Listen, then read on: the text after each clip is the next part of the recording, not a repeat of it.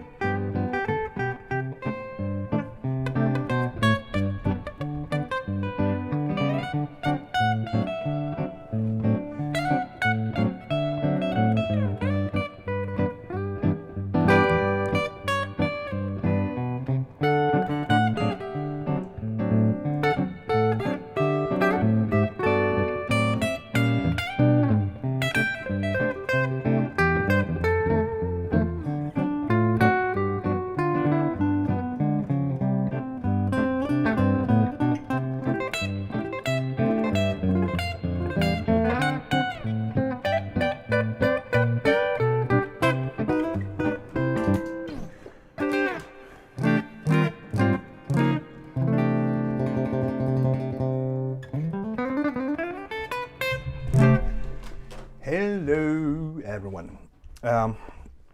This is the thing that I want to do for a while because San Antonio Rose has a nice 1-4-5 progression at first, then goes into some sounds that are very, very common in everything else, and I believe it's quite useful to have the idea what's going on and what we can do with it. So,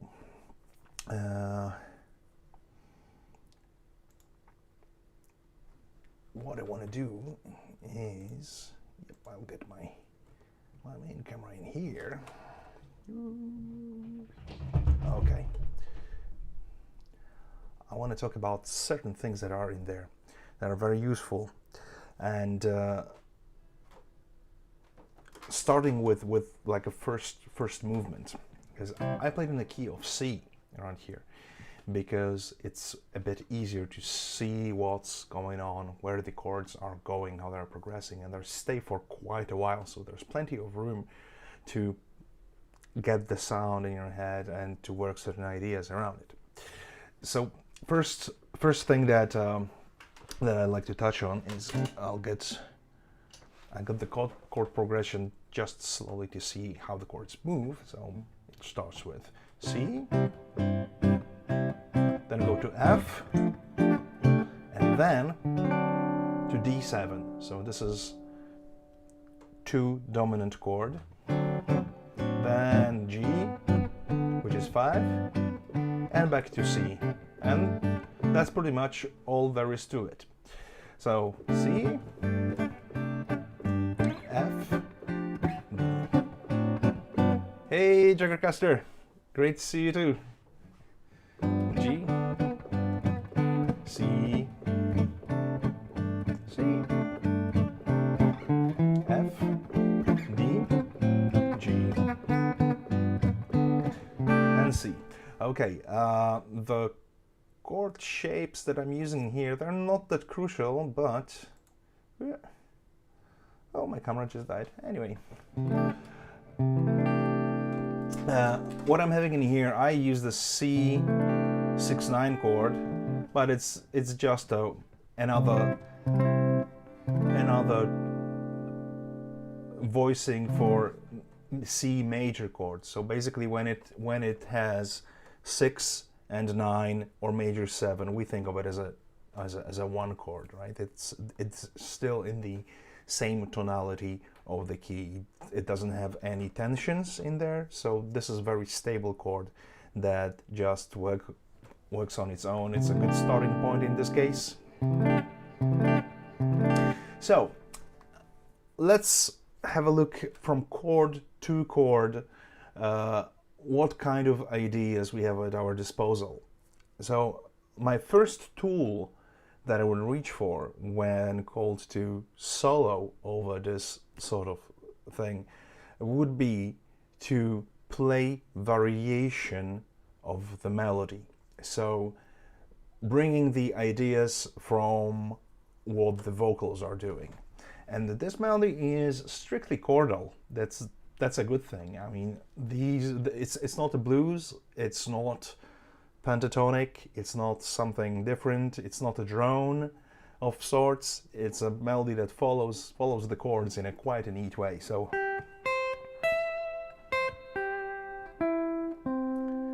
this is what vocals are singing, depending which vocals you choose, whether it's Patsy Cline or Bob Wills and Texas Playboys, or any sort of interpretation of the tunes. Usually you'll have this melody in there. So I played in here. Any position that works for you is fine. I just like this sort of voicing in here.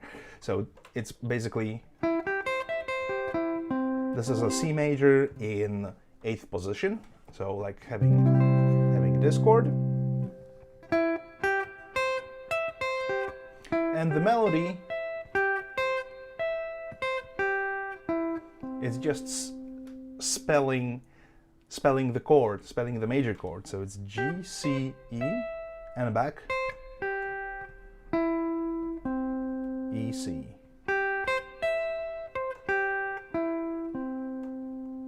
Okay, so this is for C. Then the chord moves to F major,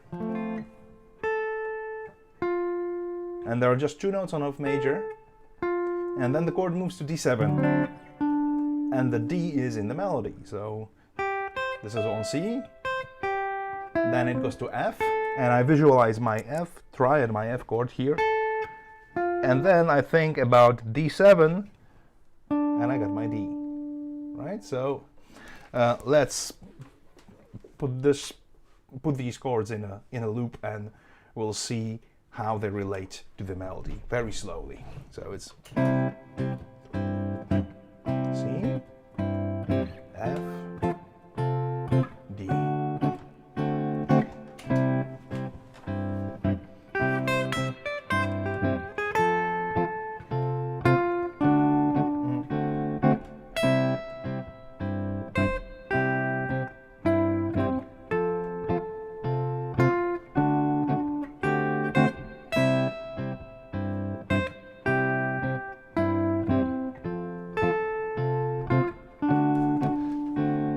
So it's pretty straightforward.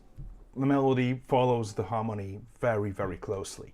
And that's why we think of this melody as something that is just pleasing to ear, because, well, the harmony describes this melody, the melody drives the harmony. These things are interconnected. One is the context for another.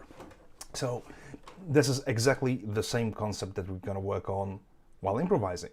So because the idea is to know the melody, to put certain variations and turn them into an improvised solo,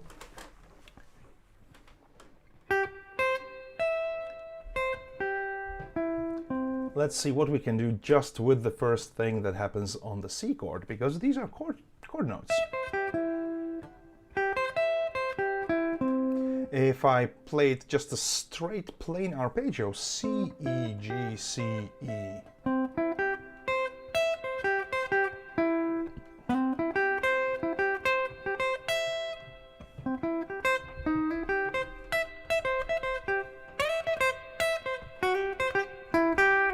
right? I can get pretty much the same sound, but the thing is that depending on the rhythm, syncopation, and phrasing, I can make it either sound like an exercise or sound like a melody.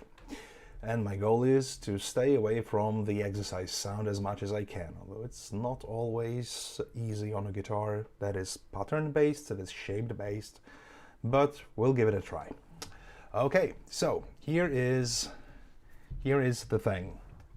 Let's try to shift the rhythm a little bit. So instead of going, I'll try to keep the direction of the melody the same, but I'll put a little tiny little variations, tiny little syncopations, and a couple of runs in between. So let's think about something like this. All right, so I'm repeating the notes in here. Let's put the loop pedal, and I'll go through 3 chords, playing the melody with tiny little elements that might alter it a little bit.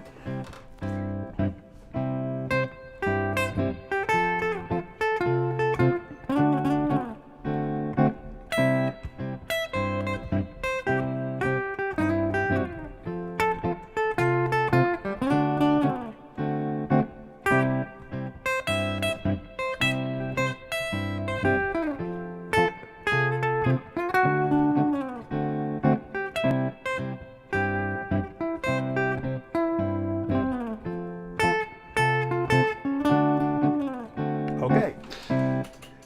so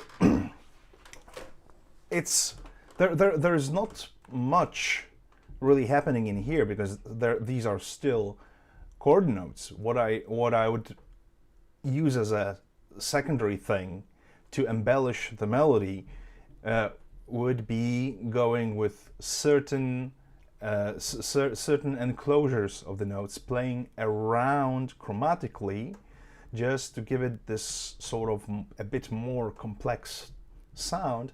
But the idea is still my chord tones are like my main guide what's going on. So what I'll do here is I'll think of an exercise.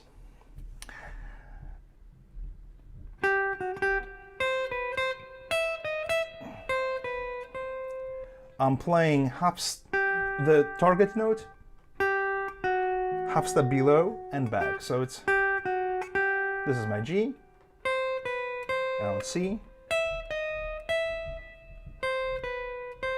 So for now, just this tiny little thing. Instead of, right, I'll triple the amount of notes just by playing these little runs, these little approaches from below and back. And I can play around with rhythm at this point because I have a little bit more notes, a bit more of usable material, and it's still gonna work on C major chord. I'll just put a little C major backing in here.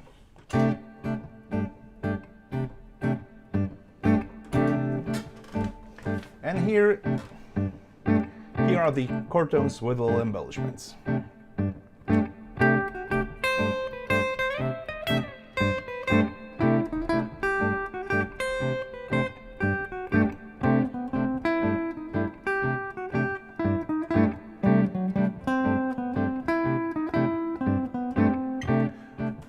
So what I did here, I played the same idea, the same motif, just moving down one chord note every time. So around G, C, and E, E, G, C, then C, E, G. So basically it was just using the same pattern to introduce certain forward movement in the melody. Instead of sounding like a, I don't know, like a hunting trumpet that it goes with the same notes all the time, I'm just inverting the chord. So I'm still thinking in groups of three, triads. So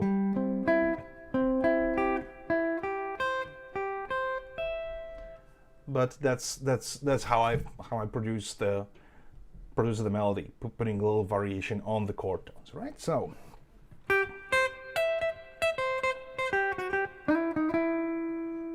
here I used a little bit different rhythm, a little more syncopated, and then introduced these little embellishments.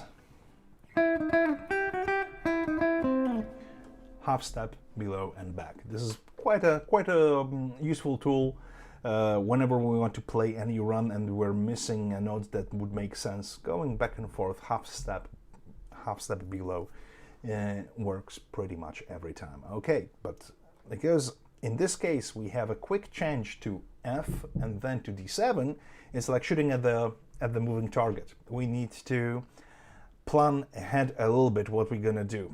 Why is that? Because the idea is that we're moving from F, which is a fourth chord of C major. This is a diatonic chord. It lives in C major. It's there, but suddenly we have D7. So that suddenly makes every note that would work on F major not that obvious. And first thing that goes out the window is actual F note, because in D7 F sharp. So let's see how we can get some easy idea to shift from F major to D7 and make it musical, and see how it's going to work, starting from a very obvious thing, from arpeggios. So just spelling the triad. We're not doing anything too advanced, it's just spelling the notes. It's quite a useful thing to know. So as we had C major, then F, and now it's D7. And the most important note that changed here is F went to F sharp.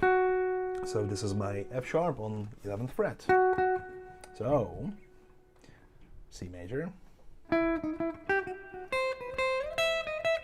F, D7. And the way I like to look at it is that what are the common notes? What are the ones that stay in place? What are the ones that go somewhere? It's important because I can use the same idea for both chords, use the same common notes, and only alter the one that goes somewhere. And D7, because it's a dominant chord, we gonna go beyond triad, beyond root, third, and fifth, and we're gonna use the seventh as well to emphasize the sound of the chord, which in this case is gonna D, F sharp, A, and C. So if we have a look at the F major triad, it's F, A, C, and this is D7. So it's D, F sharp, A, C.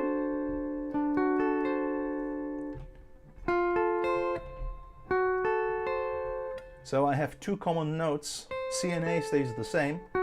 F moves to F sharp. And I have D note at the bottom, but D is a common note for both F6 chord, which also works in this context.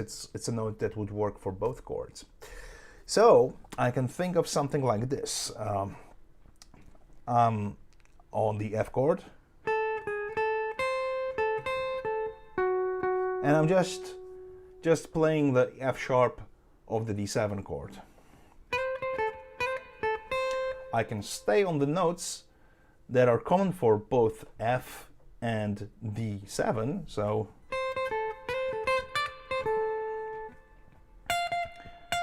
this is my F, that will go to F sharp. So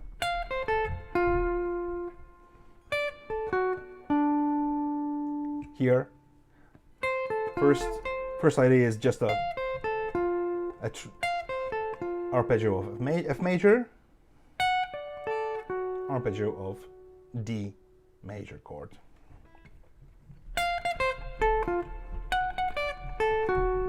All right, so I moved the whole structure of the chord up to accommodate with the chord. But let's see how can we stay at the common notes and just readjust what's there. So this thing's gonna work. Let's get some context for these two chords. I'm gonna play F and D7. So it's F, D7, F and D7.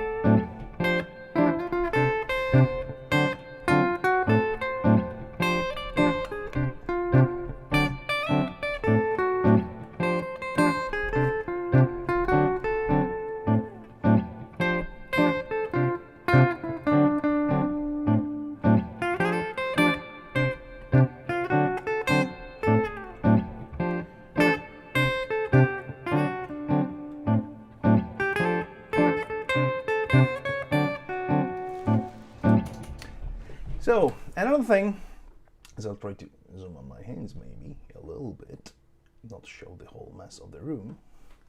Okay, so I like to overlay these two chords so that all the notes are clearly close to each other. So if I think about this F major triad, and this is my, well, this is actually a diminished triad, but I think of it as a D7. So the D would be in here. I usually think of these two chords when they shift. These are my hotspots, my strong points, the notes that work after the chord has changed, right? So between F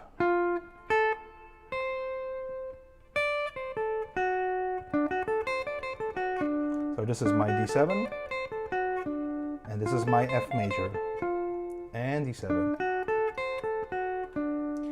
That's one of the things that leads to getting to know all the voicings that we need in different positions. It's not really that hard because they kind of move in a quite predictable way. But thinking about the most basic idea of playing just triads, like even for dominant chords, it's triad and something. For major chord, it's a triad and maybe some additional color notes. For minor chord, it's also a triad and something on top of that. Because it's quite easy to memorize and to visualize just three elements, and they make quite easy shapes to memorize. So for example, let's have a look at C major, and again, thinking with three notes at once for now. I'll start in this convenient position. So it's fifth fret on the third string, and on second string, and third on first string. So this is my non-inverted C major triad. Then I'm gonna put this chord with third in the bottom. So it's gonna be, this is C, E, G, and first inversion, E, G, C. So this is my first shape. These two are close together, gap of one fret, and index finger on third fret. Then there's a first inversion, bar on 8th fret and middle finger on 9th fret. And just playing these slowly, one after another, just to form this little chord, possibly with the same fingering if possible. And then just spelling them back and forth.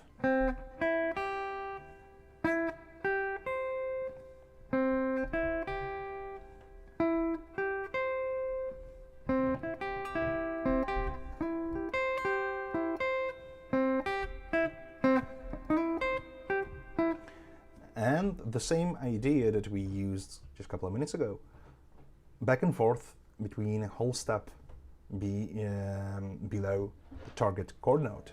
So, and then on the inversion. At this stage, I'm not that I don't insist that much on the fingerings, because I have to play some notes that are like out of reach of the initial fingering that we had, unless I slide the chord, which is not really that convenient. I mean, it's doable, but not convenient. And I just shift my, I shift the way I see it from something that I have muscle memory of. So instead of having a fingering, now I just see these notes in here. So this is my C, E, and G, then E, G, and C, and I can play them with any fingers I need at this particular moment.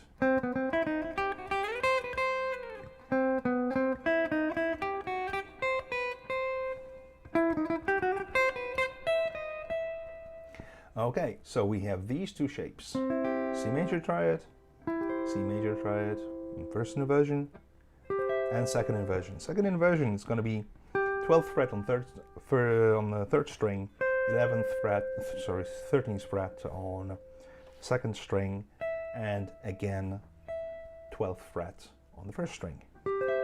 So it's a little triangle. And now we can play back and forth those three chord voicings. So C,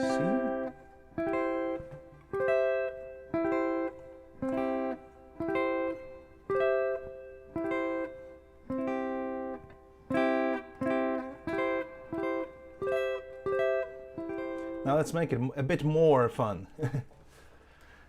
Oh, hello CC, great to see you. Okay, now we're gonna do a little trick with these, because I just said that it's not too convenient to slide the chord, and that's pretty much exactly what we're gonna do, but just because we want to get the very particular sound of the whole chord moving, so it's C major, B major, and back. And the way I do it, because it's possible to get the just to slide the chord, but I use another strum. So it's down, up, down. Then the same thing for this position and this.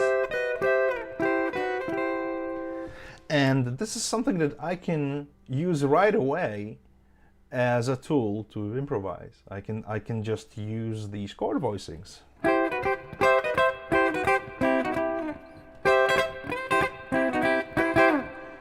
And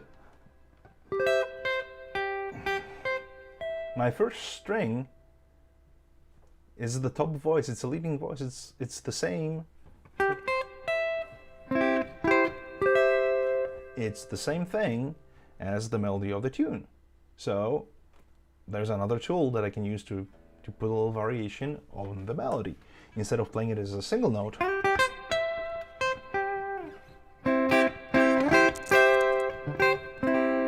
right, so, oh my god.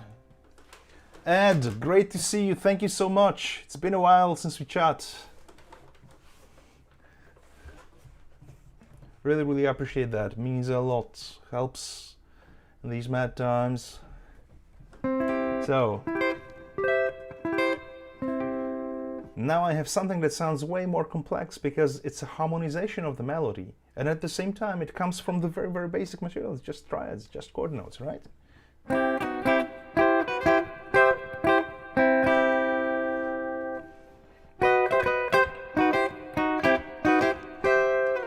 There's so much that I can do with just tiny little movements. These are still the same shapes, the same chord shapes.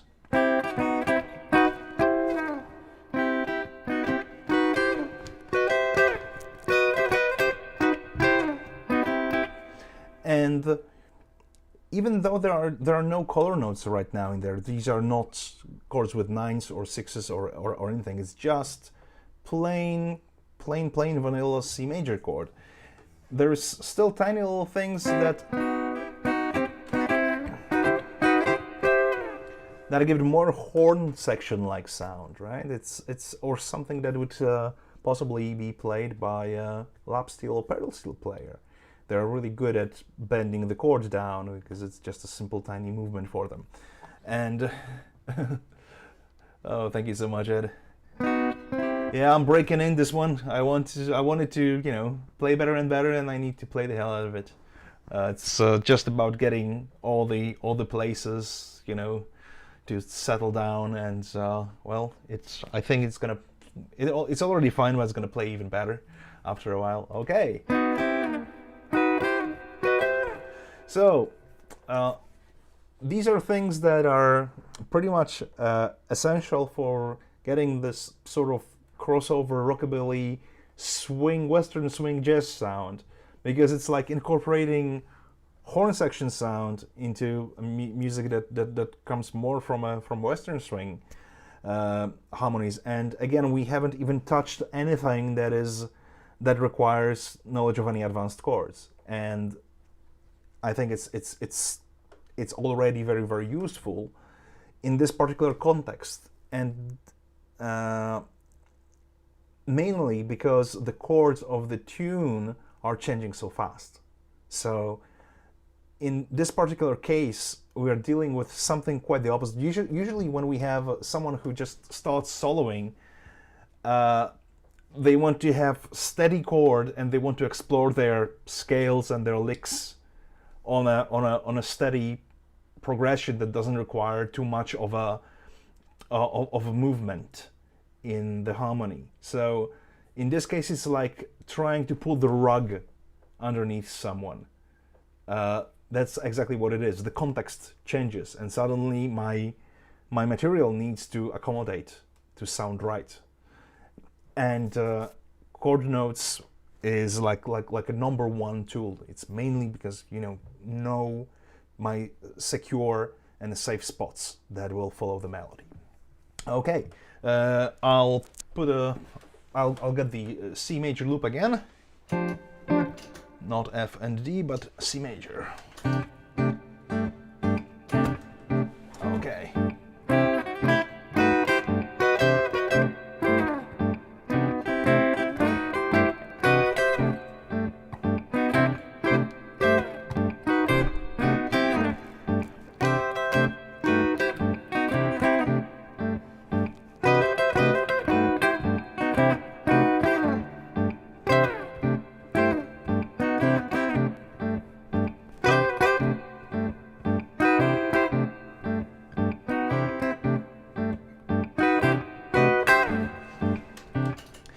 Okay, so there is a lot of things that that we can do both rhythmically and in terms of phrasing with just just one chord sound.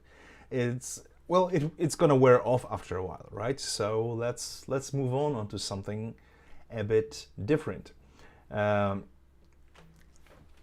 But let's remember when these chord notes are just for first three strings. It's easier to memorize three elements. We won't go beyond that for now. So what I can do is with good practice and good planning, I can do a little transitions from chord note to chord note and make it sound a little bit more complex than it actually is. Let's try something like that. I'm gonna do a little chromatic run. So we used to play half step below and back. Now we're gonna play whole step below, half step below and back. So it's just three consecutive notes. And now when we have these chord notes visualized on the neck, so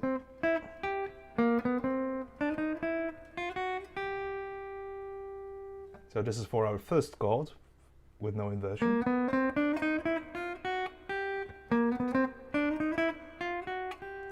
And we can shuffle all the rhythms that we want in the world for this.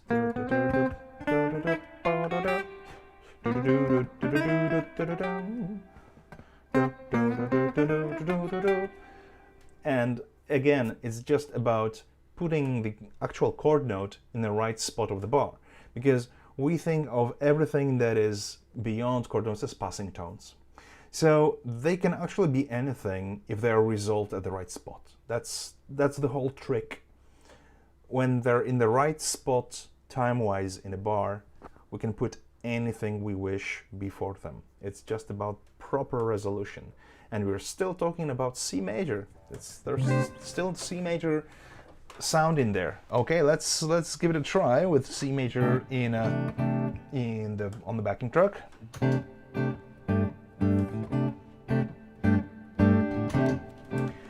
And I'm gonna play these little chromatic lines for every chord note.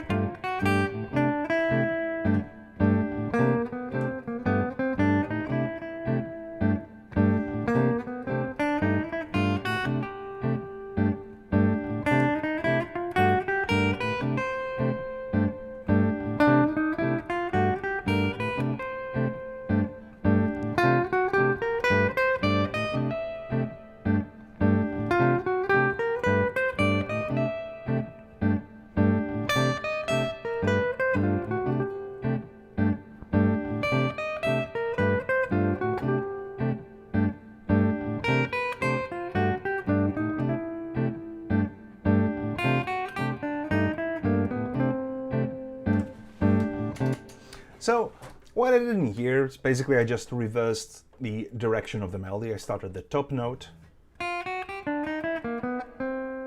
So these are my chord tones. Then the same thing from first inversion, and another one.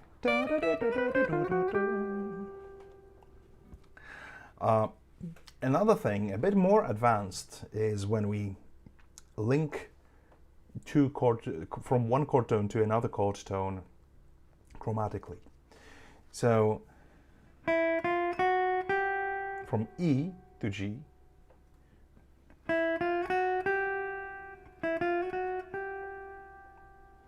and depending on what rhythm we place our bets, it can sound right or it can sound a little bit off. So the thing is that we want the resolution at a certain point in a bar. Usually we want them at the strong beat of the bar. So sometimes if I start my idea before the bar line, 1, 2, 3, da, da, da, da.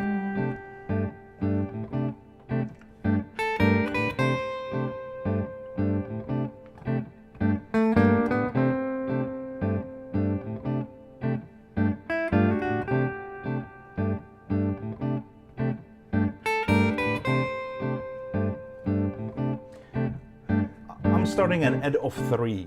What would happen if I started on 1?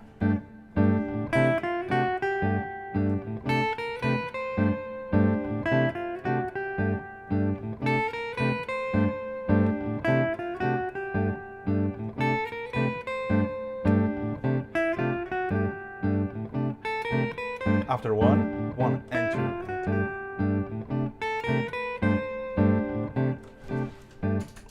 But again, this is not really crucial. The ear is always a judge, right? It's just a little technique that we want to cram this little line somewhere in the bar to make it work. There is a slight problem with this thing when it comes to certain runs between root of the chord and the third of the chord, because here I played chromatic line, da, da, da, da, da, da, da, but I start on E and G, then I just approach C, top C from 6, so it's not really starting on the chord tone. If I want to do the same thing from C to E, then I have to skip one note. So there's a tiny little idea that we can think of. This is C, D, D sharp, and E.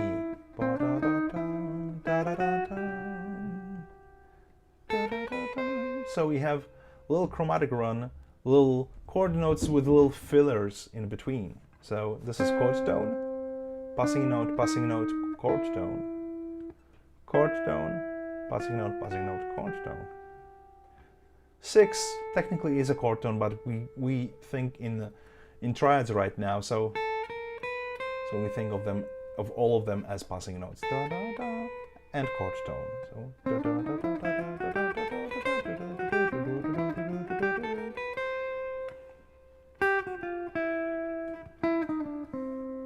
works both ways. So this little line just comes from trying to connect chord tones. It's not hard science. If it were, it wouldn't really be fun to play it this way. So I would suggest just trying to find a way with a backing track, even played very, very slowly, and see what works. Because in this case, I think like my main grid, my fundamental rhythm are 8 notes. So it's 1 and 2 and 3 and 4 and 1 and 2 and 3 and 4 and da da da da da da. I want to build my melody using these. I mean, not to go above this particular subdivision.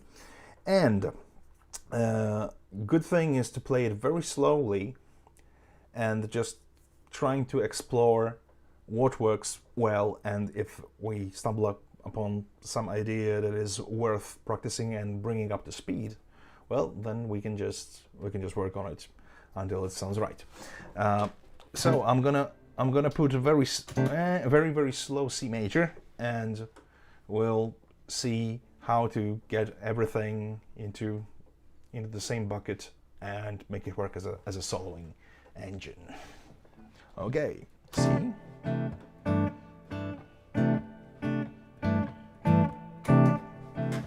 Okay, so that's C major.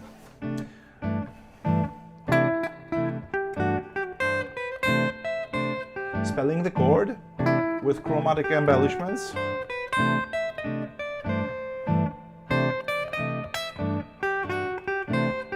So from one chord note, passing tones.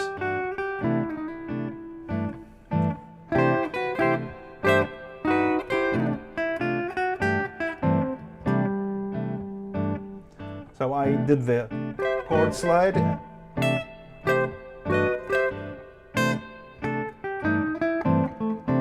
Approach the note from the one step below.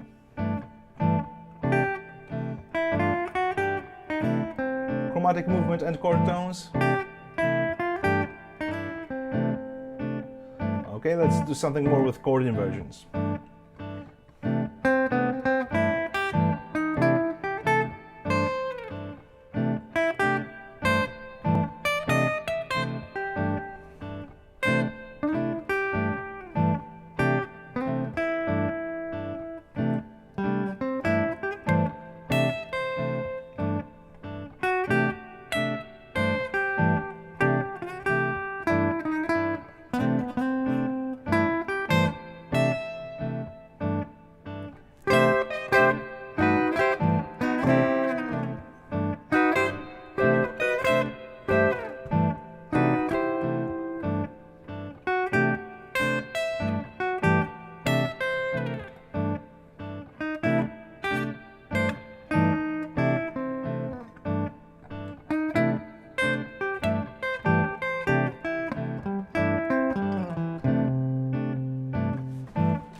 Okay, from the point here, at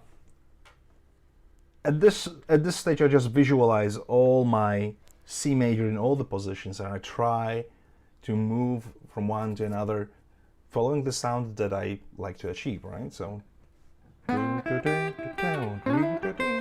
can break the phrase.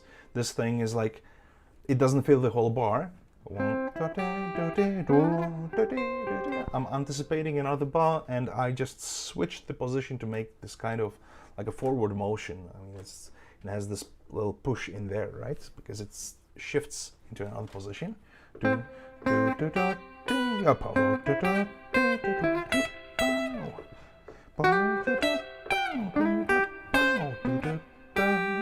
So it's same chord, every note is gonna work.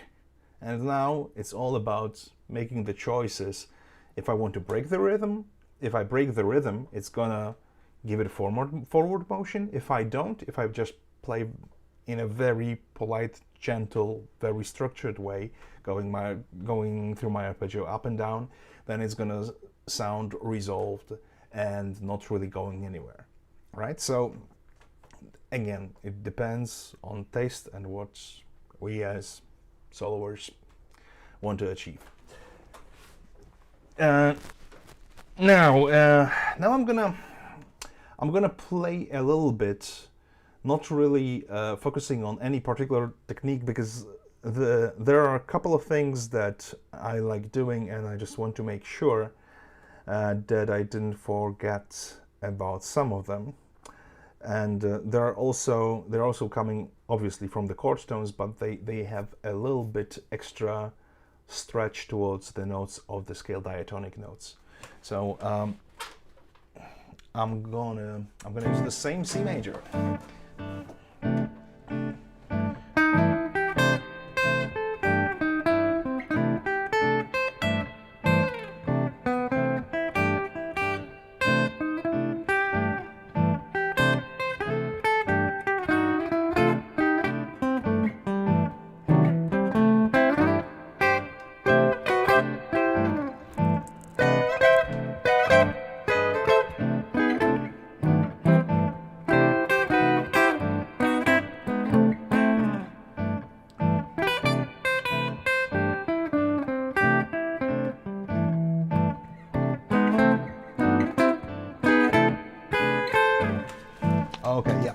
that's the thing that I want to talk about. C6 chord. It's a bit beyond the triad because we are adding fourth note. What we're actually doing is we're playing A minor over C major chord. A minor and C major are relative minor and major. But so basically they're the same thing. We can think of them as pretty much the same chord, just a different context in this case.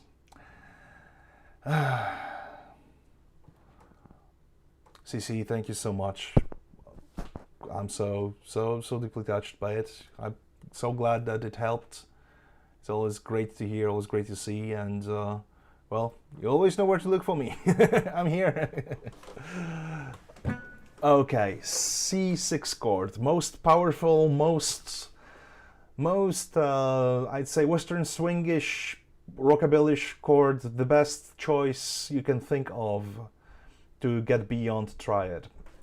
And there's a cool trick with it, just with one single fingering. We're in the key of C major, so basically we can play A minor. A minor is a nice chord because it's very close to C major in all these positions. But I like one voicing in particular, and that's the very basic one in here. So I have C, E, A, and C again.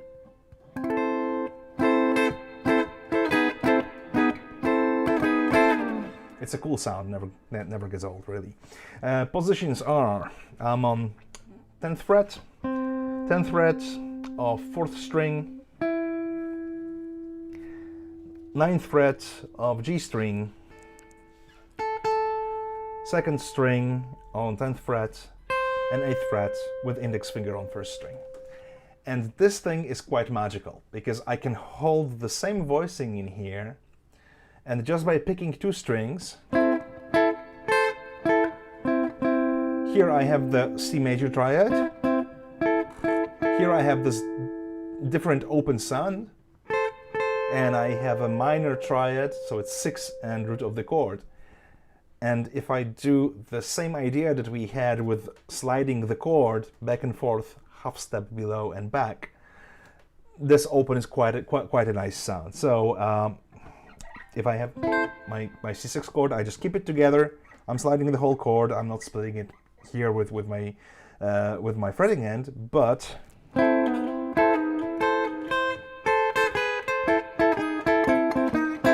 so what I'm doing in here, well, this is like a first example. I'm starting with first 2 strings. I'm holding the whole chord, but I'm strumming just first 2 strings.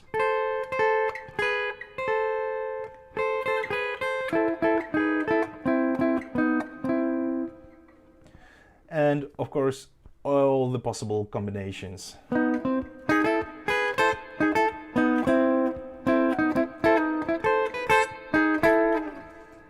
And now we can mix this thing into our inverted major triads. So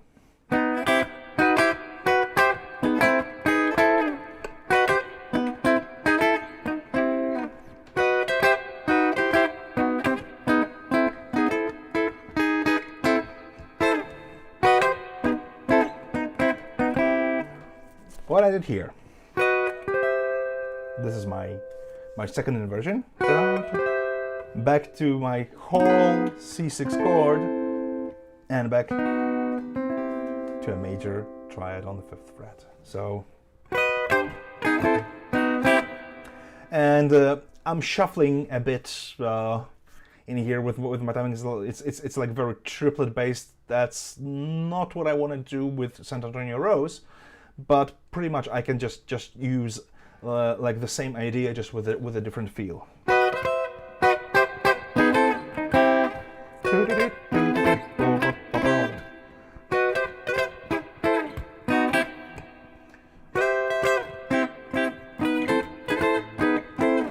So this thing, C6, what's so special about C6?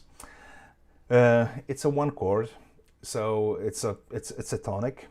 It sits really well as a pretty neutral chord, and this particular sound was very popular with lap steel players, because for both Hawaiian and Western string, C6 tuning, basically C6 tuning, this chord is on open strings of a 6-string lap steel. And these are notes C, E, G, A, C, E. So this is something that you get right out of the box, and it has this extra dimension. It's not plain old triad.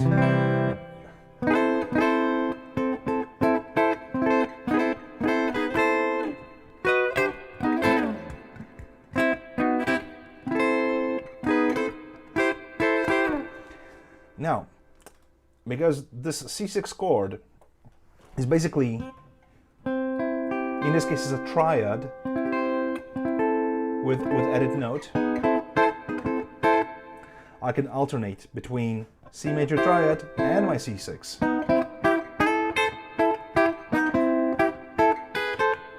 So what I did here, pretty cool and simple thing, getting more complex sounds with no effort whatsoever. It's just by knowing where to look. Okay, so my C major triad that I had in my first inversion, let's bring it back to like a complete C major with the root at the bottom. So this is like a F shape in C position here, but I'm just using first 4 strings, and I'm adding my little finger on 10th fret, and this way I can have a little melody within the chord.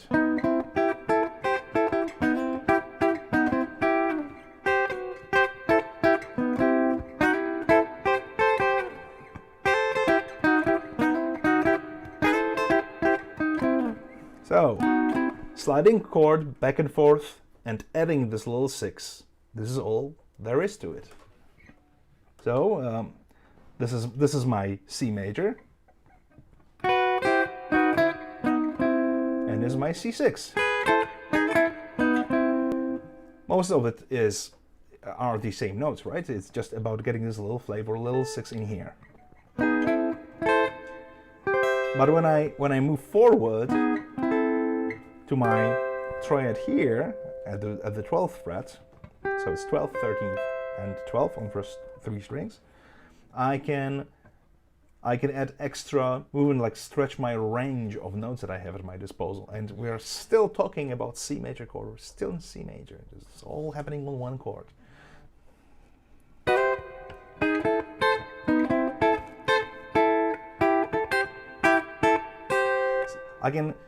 Here I'm playing pairs of notes, so it's second and third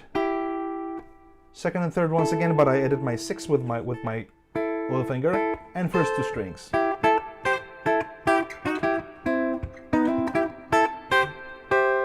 And C major triad in second inversion, 12th fret.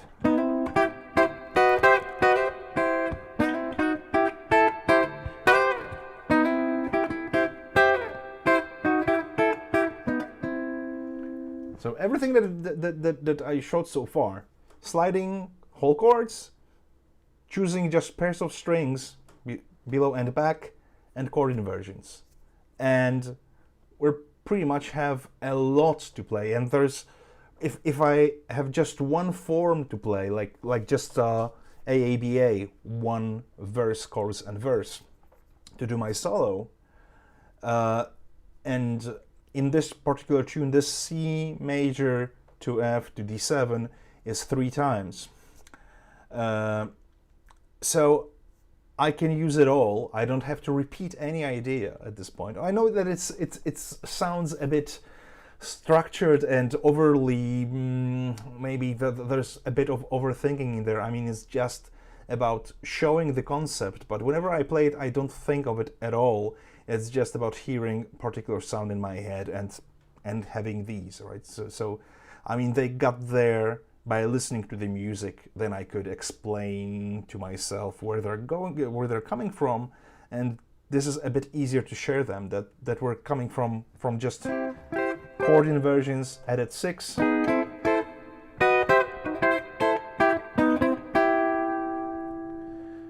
let's have a look at the next step.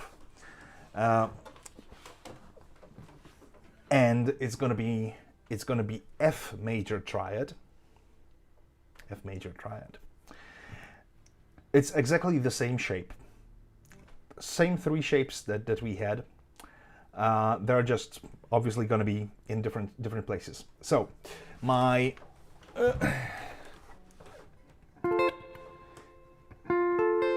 my F major is gonna be the same shape as we had here. Let's see, I'm gonna move the camera because my two cameras died. I mean, the iPhone one started playing tricks on me. Let's have a look if it's back in thing. No, it's behind. It's doing stuff. Haven't caught up yet. Okay. Anyway, this is F major with no inversion, so it's 10th, 10th, and 10th and 8th fret. And here's my inversion. So it's 14th, 13th, 13th. And another inversion is here. 5th fret, 6th fret, and 5th fret. So again,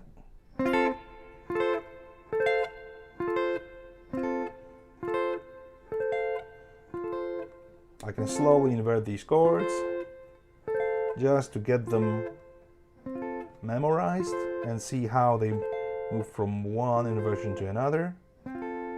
F, F, it's all F. And now let's mix and match both C and F chord. So C, C, C, and from this C here, I'm gonna switch to F, F, F, and back to C.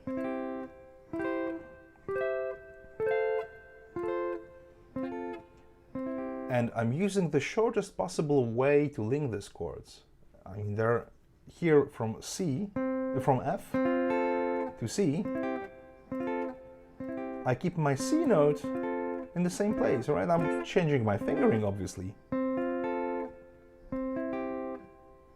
But I want to get consistent sound. I don't want to get, right?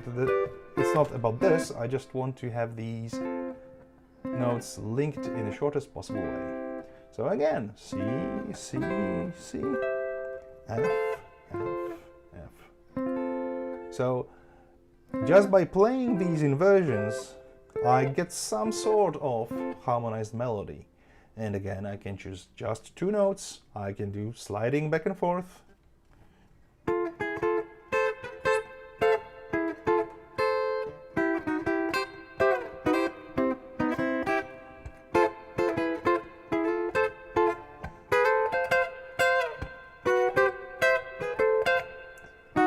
C. Same idea on F. Okay, the C here on the 5th fret and F on 5th fret, C on 8th fret, F in the same position, C on 12th fret, and F. So what I did here, it's 2nd and 3rd string, half step below the chord, on the chord tones, and remaining first two strings in place. And F. Same thing in a next position here.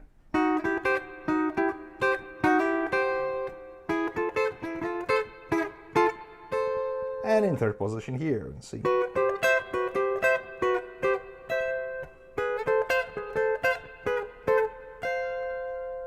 Okay, so we already have plenty of ways to handle C to F movement.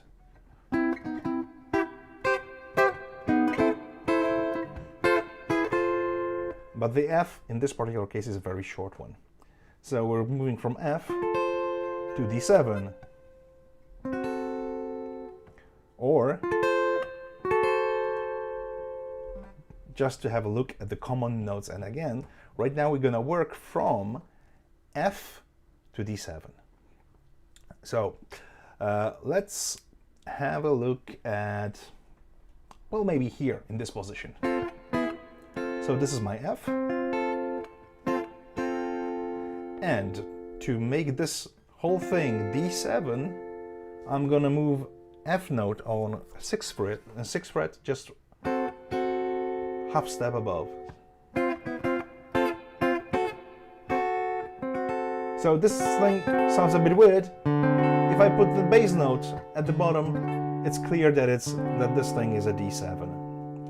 And this is a sneaky thing that dominant chords do to us, because dominant chord contains diminished triad, and diminished triad is it's a whole kind of worms that I could go for hours. What we can do with this thing, how we can resolve it, and how good it is to have it around. But in this particular thing, I want to go with very obvious triad sound for now, at least, unless I find some easy way to explain what's there. Anyway, I got my F major and the D7, F major, D7. So we can see there's just one note moving in here. And why there is no D in my D7 in this particular case? Because this is a dominant chord. Dominant chord is the one that wants to resolve. It has a tension in here. These two notes are very dissonant until there's a tension, there's a resolution. Tension, resolution. But there's a trick. This interval can resolve like this, but it can also go completely somewhere else. Tension, resolution. Tension, resolution to the different key. So we already see that we can use dominant chords as a bridge going somewhere else to some different tonality if we want to. I mean, there's more to it, but for now, because I have only 3 notes right now at my disposal, I want to stay with triad. So this is my F major. This is my D7, but there is no D anywhere to be found. Why? Because first of all, bass is already playing it, so I don't have to. The other thing is that dominant chord has something called guide tones, and that's exactly what we play. The most significant notes that tell us the quality of the chord, and it's a 7th and 3rd in this particular case. So if I want to choose which are the most important notes, I want to keep these that are common for F major that I just had, right? This is my F major, so it's C, F, and A, and suddenly I want to transform this chord into D7 by keeping my C, that is a 7th of the chord, is very useful, and just getting a 3rd and a common note on top.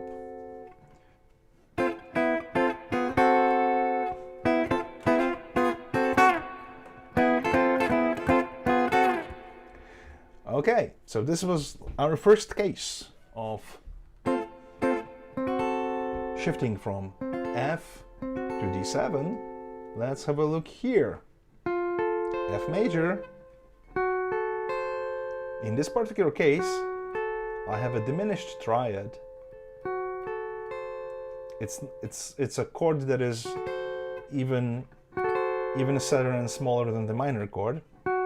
So it's a diminished triad. It has 2 minor thirds, minor third, minor third. But we did exactly the same thing. We took our F and we shifted it towards F sharp, and we have same notes as before, just in the different order, right? So it's F sharp, A, and C.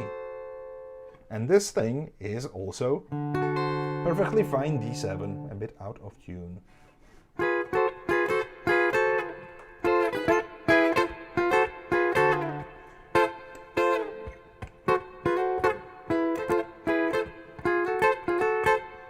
Okay, another inversion, another position. F major, and D7. Again, just one finger, one note. F and D7.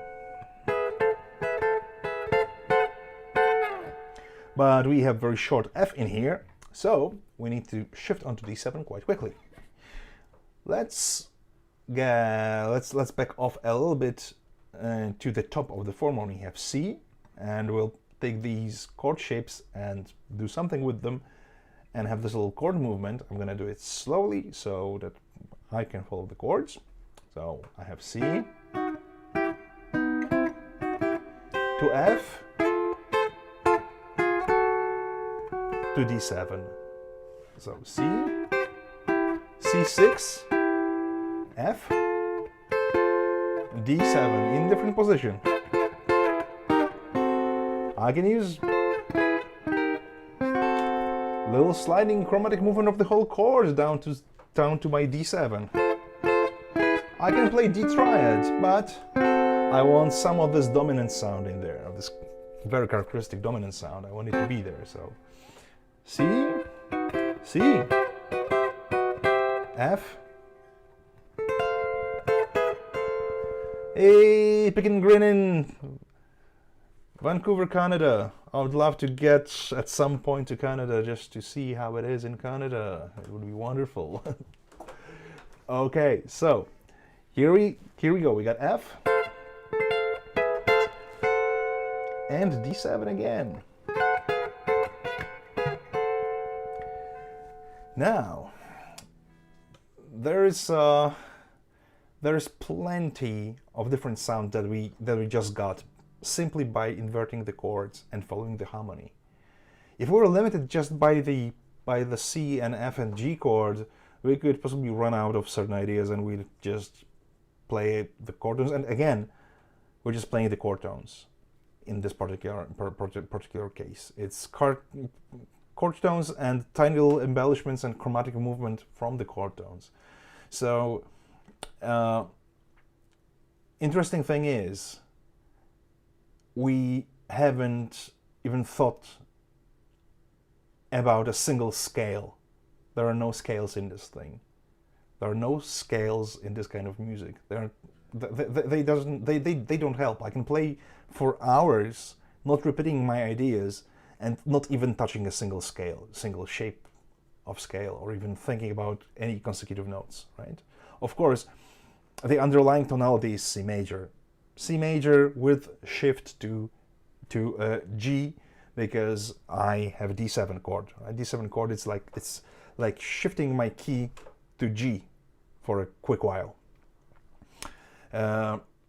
But I didn't have to think about any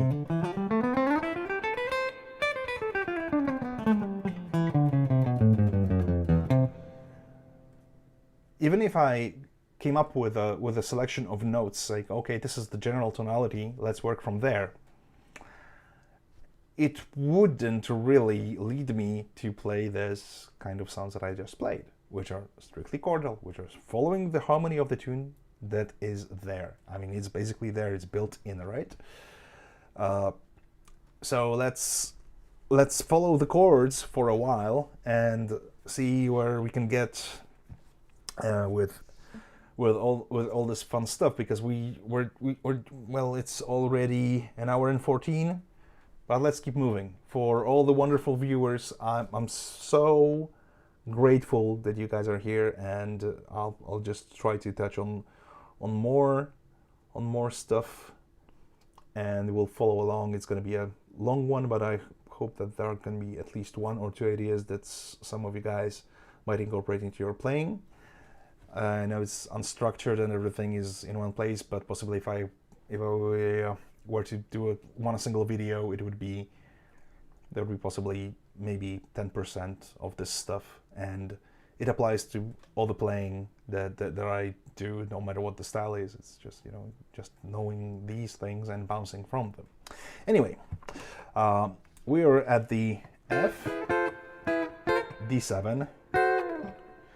So we use this this D7 coming from a modified F, right? Which is a good thing, because whenever I have a F7 line of sorts, I can use common points, right? So,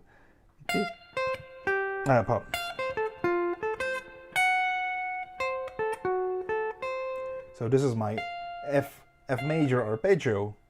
F, C, A, C, F sharp, C, A, F sharp, A, C. But as we mentioned, that dominant chords, they want to resolve, they want to go somewhere. And the next chord in the tune is G. So this D7 thingy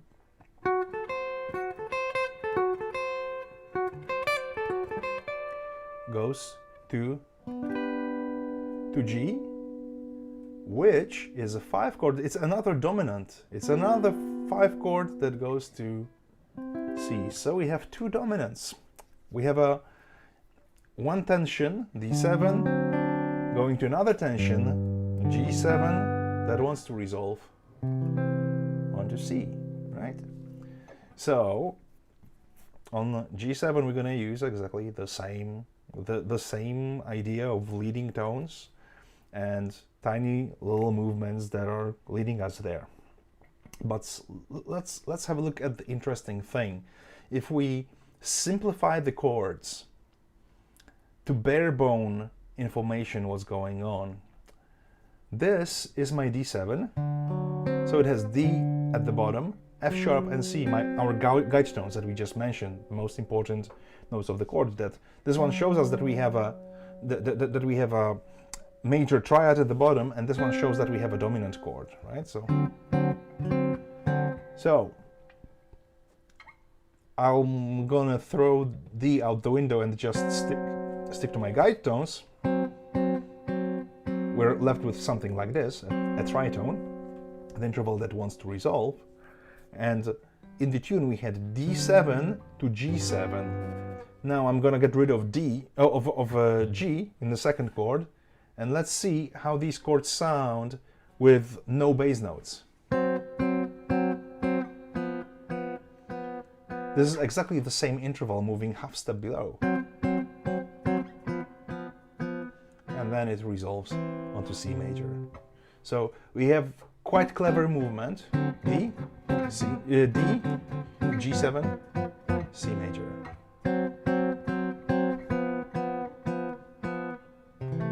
We can end with C6, because why not, right? So again, the interval of tritone on most of the strings have this very simple shape, so it's just one note and a second note on next string, one fret above. So this is my D7, G7, D7, G7, just two fingers.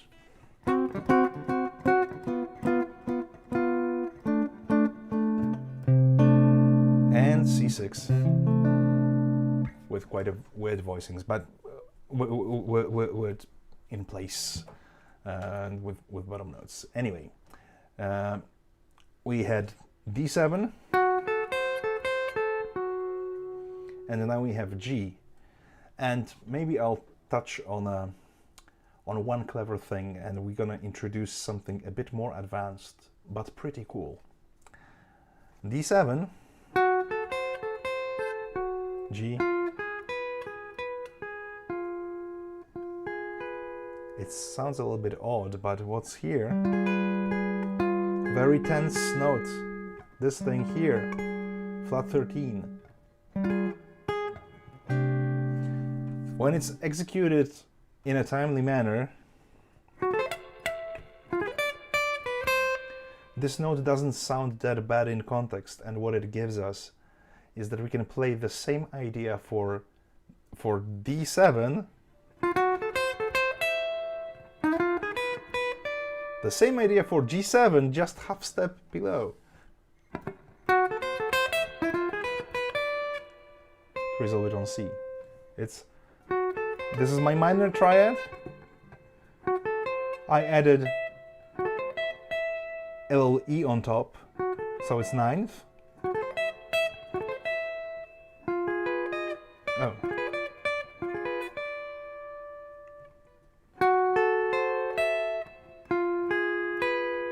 Here is my diminished triad that works for G7, and my resolving notes D and C.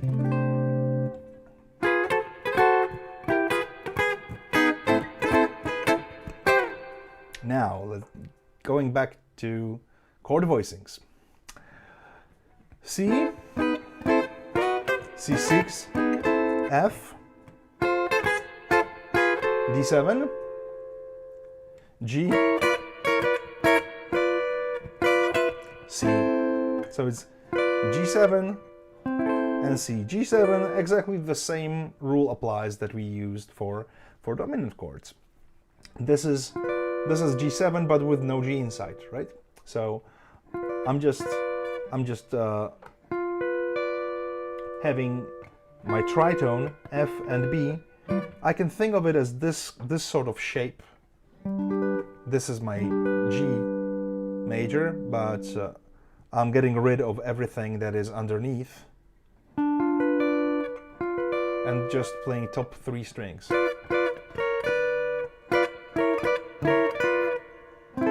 And C6, from this chord to this chord.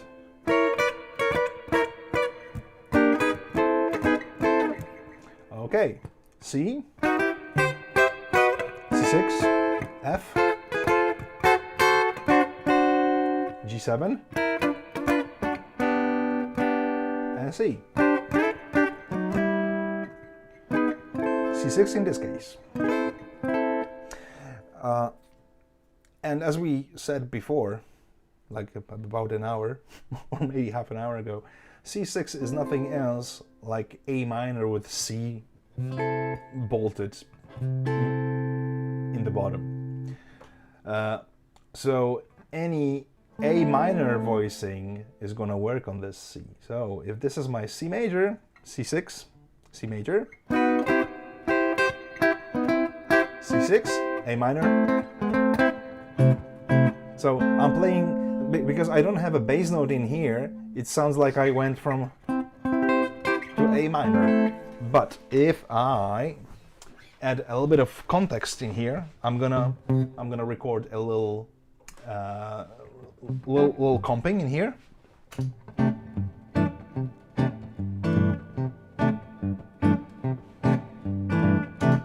Okay, C major,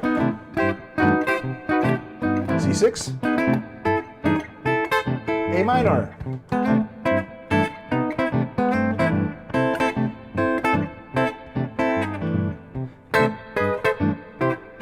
A minor triad, C, C6,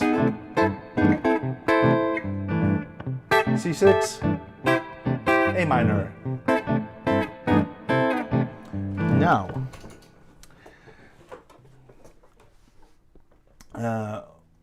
we can work with a little bit broader chords, bringing the same sound. And this is quite uncommon fingering of C major. I actually don't like it. I mean, it's in this silly caged system.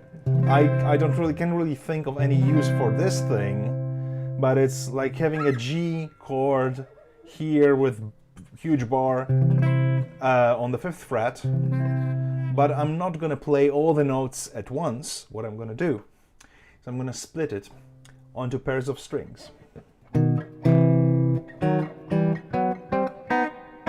do exactly the same thing. Below, half step below, and back. So it's half step. What I'm doing here is my pinky and ring finger, 10th and 9th fret. Then I keep my ring finger where it was, and I'm adding my bar on 5th fret, but I'm just playing 4th string, 4th and 5th. So it's.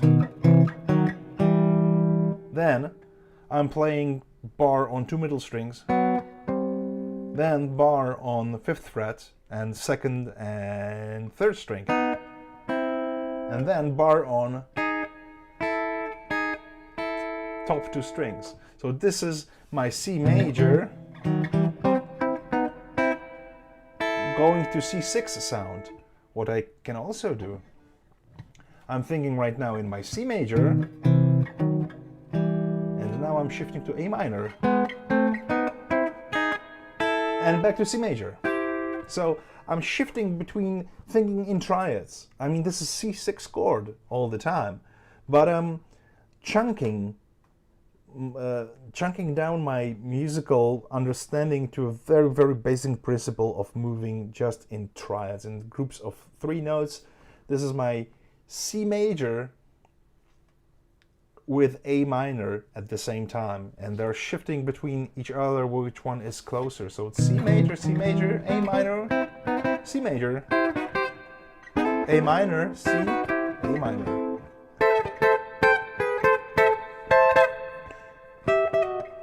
C major, A minor, C major, A minor, C major. So again, this is quite an important sound. This is sound of Western swing and plenty of rockabilly and it's a good common chord in swinging music.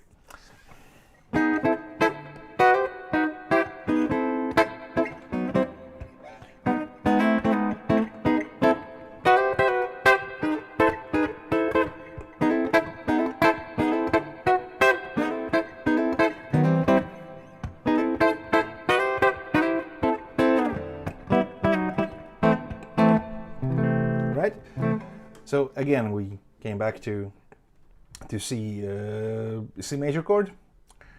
Let's look beyond that. F to D7. So we already spoke that we can shamelessly move them. Then G7. Or just G triad, or G7, back to C.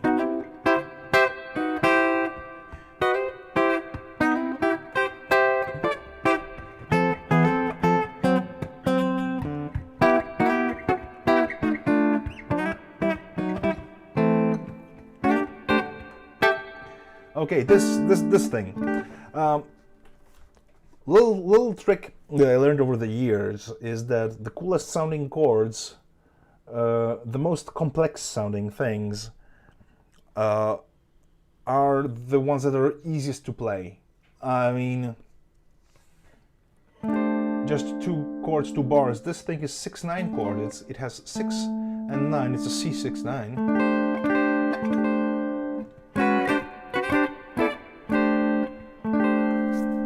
And I can move it here, or from this position here, seventh fret. So it's 2 strings, 7th fret.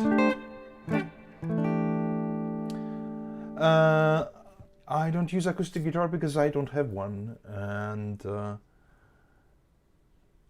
I think I still can play acoustic a bit, but not to the level of, like, you know, proficient control over all the nuances. But yeah, I used to play acoustic quite a lot. I mean, it was like my main thing for a while. I mean, I played electric live at all times, but acoustic was my like the main practicing thing. But yeah, I had to move to houses over the water, and actually acoustic was the first thing that I gave it to a friend, and so yeah, it was strictly for practical reasons, and then I just started playing electric full time, all time. So yeah, I think I still can play acoustic, but I don't have one. Okay, this thing here, C6/9 chord. And it's built of 2/4 intervals da, da, da, da, that are stuck together.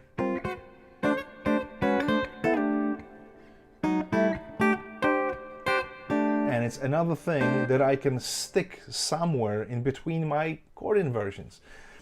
this is one of the things that I really like doing, which is breaking certain order.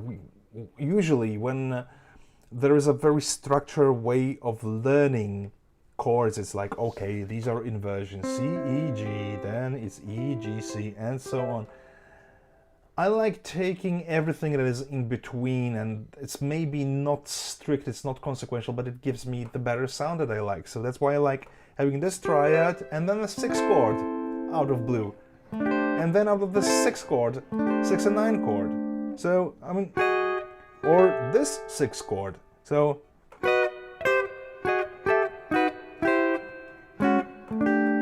it's a nice different sound.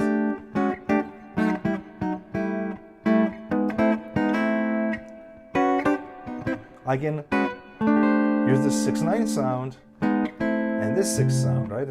Just A minor triad over C. I mean, I don't have to play the C, it's already played by the bass player. I'm not gonna do his job for him. So,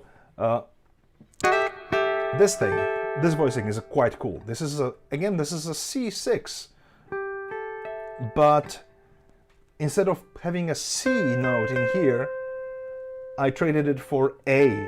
So it's 12th fret, 10th fret, and 12th fret.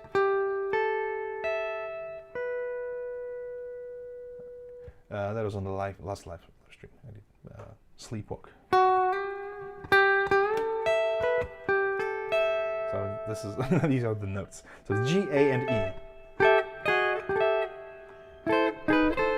So I got 2 6 chords, and I can again invert them, mix and match to get some cool sounds. Okay, C, C6, C6, but here in the 8th position.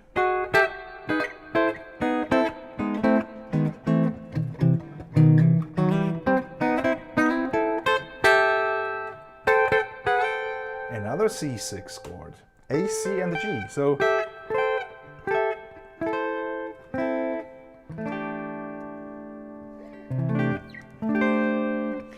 and the cool thing about this one is that I can think of my top string as my melody string. I can have a little melody on top.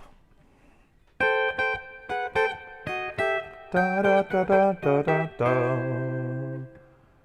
Da da da da.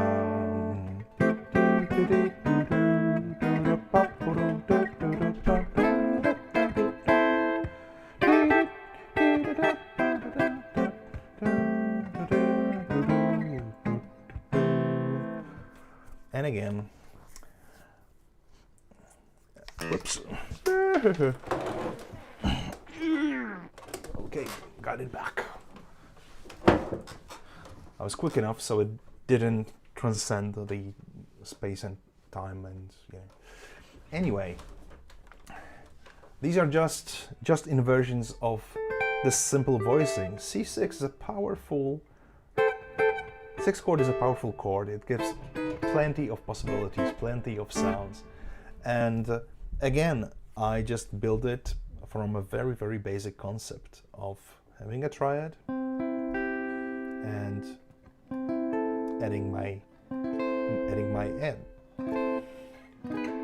Am I a Brian Setzer fan? I used to listen to Brian a lot, and I picked plenty of his ideas, but then I started tracing it back where he got them from. And I mean, I was a Stray Cats fan, definitely. I mean, I used to play a lot of Stray Cats tunes, and some of the Brian Setzer Orchestra stuff. But would I say that I'm a die-hard fan or follower? Maybe not really. I didn't listen to any of his recent stuff really. I mean, he's a great player. I just kind of moved on musically onto some other stuff. I mean, I don't know. Maybe it's just getting old or something. That I just started looking onto some other stuff than rock and roll guitar as such. It's like progressing backwards, you know. getting fascinated by neo-rockabilly, then looking at the sources, you know, getting back to Gene Vincent, and then having a look at Western Swing and Chet Atkins, and then Merle Travis and Les Paul and Django Reinhardt. So it's just like getting back in time to see where the sources are. Where was the first guy who played six chord? but yeah, a lot of this stuff, Brian Setzer basically uses most of the stuff that I'm talking about. It's just it's quite easy to track where he got these things from. So it's from big band era, from horn arrangements, something that also Chet did a lot. I mean, these are voicings that are all over Chet Atkins arrangements. Line ideas that Cliff Gallup played with Gene Vincent are kind of also coming from the same idea. Django Reinhardt's lines were also very closely following the harmony. So it's like it's like having these connections, you know, all over the place, and suddenly it becomes language of not only of the whole genre, but everything that comes across. So as Western swing players had this sort of, you know, what rock guitar players called jazz chords, anything that isn't a power chord or has a, you know, or like a triad is a jazz chord, right? Which I don't really think in these terms, because this is the harmony that's been used just in popular music. I mean, American Songbook uses this kind of harmonies. That's how just music was, and then somehow it soaked through into the education that, okay, these are, you know, jazz standards, and these were just, you know, Tin Pan Alley and American Songbook tunes that kind of made it to jazz, and they were kept popular by jazz players composing contrafacts, which is basically their own melodies over the chord progressions. So to me, these are not really jazz chords. I mean, this is something that jazz players use, but it's not exclusive to jazz. It's not for it, and you know, at the same time, these are exactly the chords that we use in rockabilly music. Right? I mean, you know.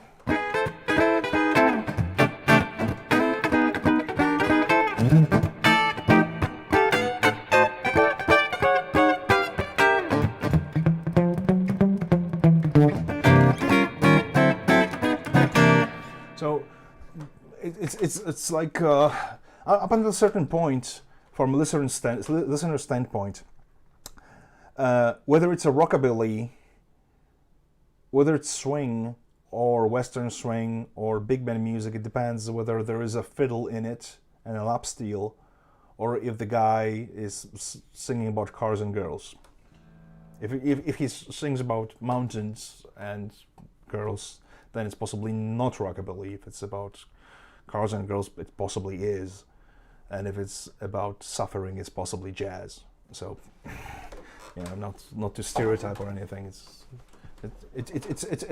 stupid and superficial, but the idea is that pretty much the core of the harmony is it's like it's the common, like the common concept in there.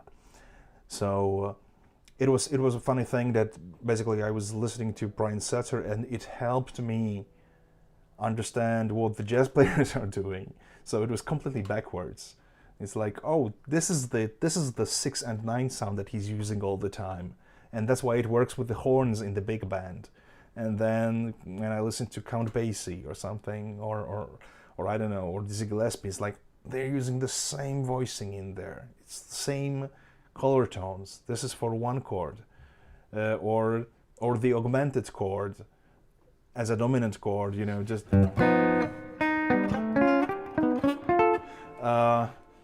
In Stray Cat Strut, there's this run.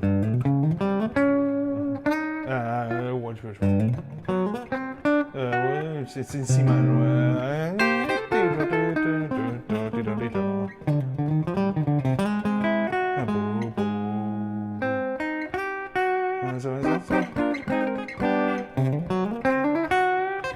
Yeah. So it's an augmented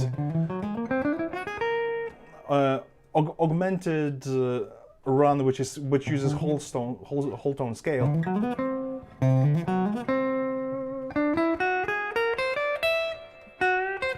So it's basically again it's a jazz sound incorporated into rockabilly classic, right? So it's kind of all there, and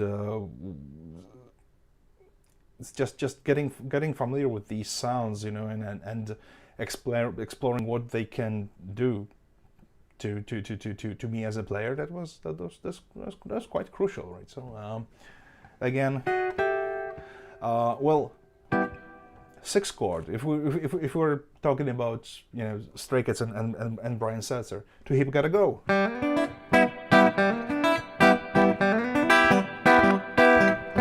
That's exactly that's G6 chord, and that's the 6th line, right? I mean, it's a very integral sound to it, and everything that he played in there were pretty much the oh. Okay, CC, absolutely great to see you. Thank you so much. Hopefully see you next time. I'm doing these unannounced, but whenever I can, it's, you know, I'll try to make these. Always happy to see you. Thank you so much. Thanks for all the kind words and help. See you next time. Okay. So yeah, we were jumping around a little bit. So Brian Setzer's stuff. It's he was my gateway drug pretty much onto rockabilly guitar. I mean, I listened to him, then I discovered where it comes from, and I kind of got interested more in the original players. It's not that I mean, he's still a brilliant player, always was. That's possibly the most unfair thing, that there's this Tomcats bootleg album from 1979, and this guy was always a good player. I mean, he was like that all the time, you know, for 40 years, and that's possibly the, you know, the sad part of it. I mean, he was always a brilliant player. He always had it, you know. So, but anyway. Yeah, this 6 voicing as that's like a default major chord. Sometimes jazz guys insist on like having, okay, their major is major 7. So it's this sound, C, E, G, B, having this B note. This is C major 7, this is C6. To me, 6 is a bit more neutral, because major 7 is very close to root. It wants to resolve. I mean, it's still like a tonic setting, but it's like not my go-to chord for many reasons. I mean, I like it as you know, to drop it here and there, but it's like when I think about the most neutral and still colored, you know, like a nice sounding major chord, it's usually one with 6 or 6 and 9. I mean, this is a good ending chord. There's a good ending chord if you want to resolve, and this is a good ending chord if you want to leave audience with a lot of questions.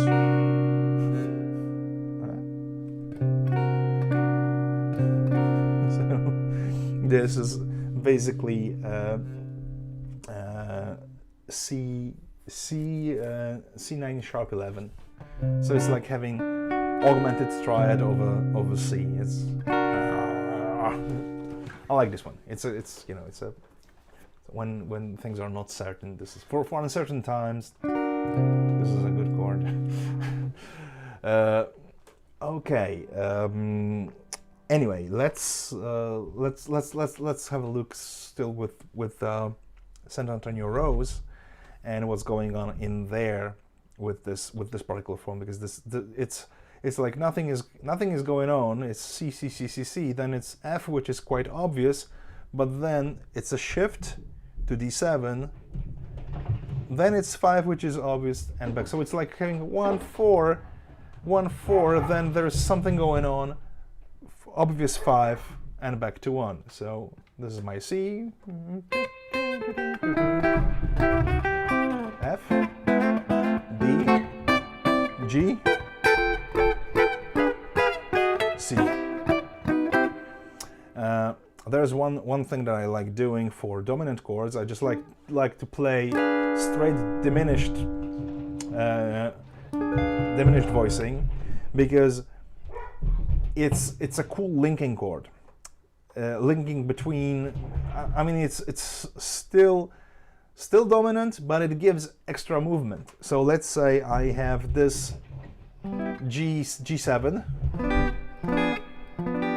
and I can use this diminished, which has certain tension in it, to propel certain forward movement. So G, A flat diminished or F diminished, they're the same thing. So it's third, fourth. So it's G7. This is my G7-9. This is another diminished, but with B on top, onto C6. So I can do a little approach back from my G7 to C using this a little bit fancier way. So diminished chord has this ability to get inverted, and it inverts always onto another diminished chord, which is basically the same group of notes, and you just move it 3 frets up and 3 frets up and 3 frets up. So in this particular case, I have my G7, so it's bar on 4th fret, bar on 3rd fret, and middle finger on 3rd string, and I can go for the 7-9 and just added little finger on 5th fret, diminished, another diminished, and back to my C6 chord. So it's something that we use, or, well, obviously I can incorporate the sound that we've been hammering all that time.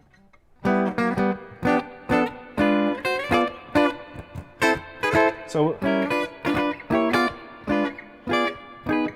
sliding from below and back. I know I'm overusing it, but I just want to show it working. Like this thing works no matter what. So G7.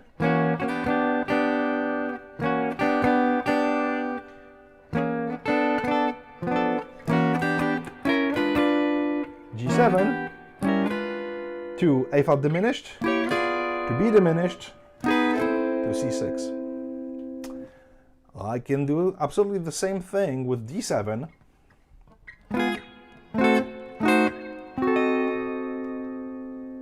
So C, I'm coming back to the form of the tune. So C,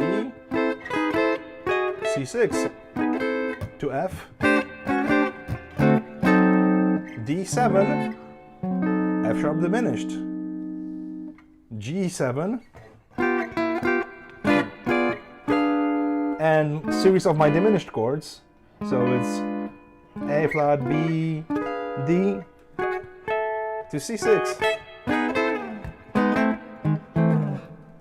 So yeah, that's about it.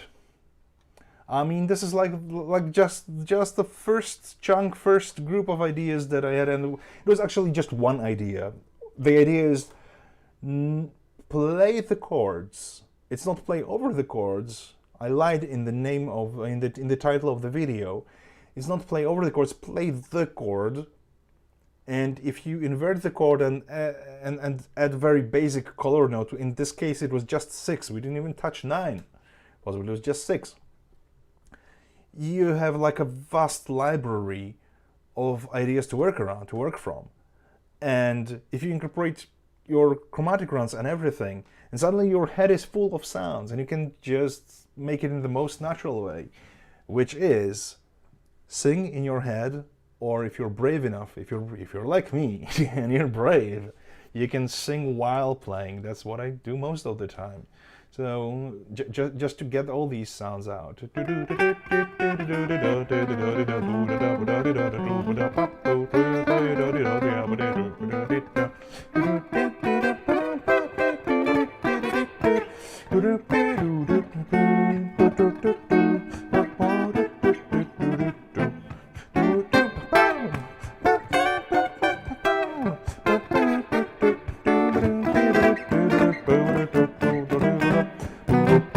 And so on and so forth, right?